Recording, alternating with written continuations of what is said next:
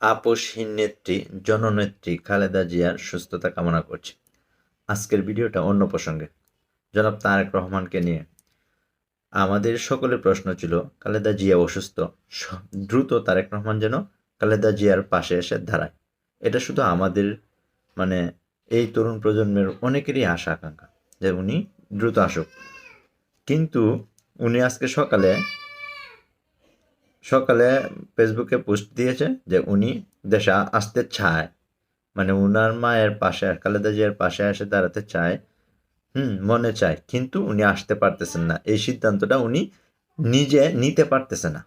এই সিদ্ধান্তটা নিতে হবে, মানে তাকে আসার অনুমতিটা অন্য কেউ দিতে হবে, এরকম বিষয়টা আর কি।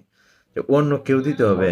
যে তারেক রহমান আজকে দেশে আসার জন্য অন্য কারো অনুমতি নিতে হয়, তাহলে আমাদের যে রাষ্ট্রনায়ক তারেক রহমান বলা হয় বারবার, রাষ্ট্রনায়ক তারেক রহমান, রাষ্ট্রনায়ক তারেক রহমান, তাহলে রাষ্ট্রনায়ক হওয়ার পরে রাষ্ট্রের বিভিন্ন গুরুত্বপূর্ণ সিদ্ধান্তগুলা এগুলা কিভাবে তারেক রহমান নিজে নিবে? এটা এখন জাতির প্রশ্ন। জাতি জানতে চায়, জাতি আসলে এখন সকলের প্রশ্ন, সবাই জানতে চায় এভাবে লুকোচুরি করে, মানে ওই যে এতদিন তারা গুপ্ত সংগঠন, বিভিন্ন সংগঠনকে বলছে, এখন তো তাদের যে সিদ্ধান্তগুলা, তাদের সিদ্ধান্ত তো হলো গুপ্তচর ভিত্তিক সিদ্ধান্ত মনে হচ্ছে। মানে তারা আসলে কি জাতির কাছ থেকে লুকাইতে চাচ্ছে? মানে সে দেশে আসতে পারতেছে না, তার মার অসুস্থ। আসলে তার মায়ের অসুস্থতার জন্য সে দেশে আসতে পারতেছে না।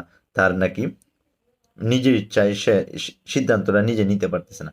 সে যদি নিজে সিদ্ধান্তটা নিতে না পারে, তাহলে আগামীতে সে কিভাবে রাষ্ট্রটা পরিচালনা করবে? তাহলে কি বোঝা যাচ্ছে? যে উনি বিএনপির দলীয় কোনো সমস্যা আছে, যার ফলে সে দেশে আসতে পারতেছে না। না হয়তো আমাদের পার্শ্ববর্তী দেশ ভারত, তাদের কোনো সিদ্ধান্ত আছে, অথবা যে দেশে আছে ওই দেশের, সে ওই দেশের নাগরিক, ওই নাগরিকত্বের বিষয় ব্যাপার স্যাপার আছে এগুলো। কিন্তু যে বিষয়গুলা কিন্তু এগুলাই ঘুরায় বেড়ায়।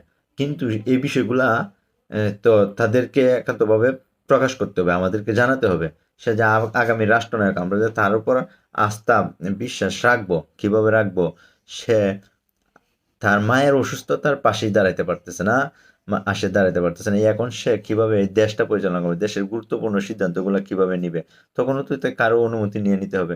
সুতরাং আসলে আগামীর বাংলাদেশটা কিভাবে চলবে, এটা তরুণ প্রজন্ম, এখন তরুণ প্রজন্ম খুবই সচেতন, খুবই সচেতন। সুতরাং চিন্তা ভাবনা করে বিএনপিকে, তারেক রহমানকে চলতে হবে। তারেক রহমান যদি এই বিষয় নিয়ে স্পষ্টতা না করে বিষয়টা একেবারে, বা বিএনপি যদি এই বিষয়টা স্পষ্ট না করে, তাহলে তাদের ভবিষ্যৎ অন্ধকারেই দেখছি আমরা।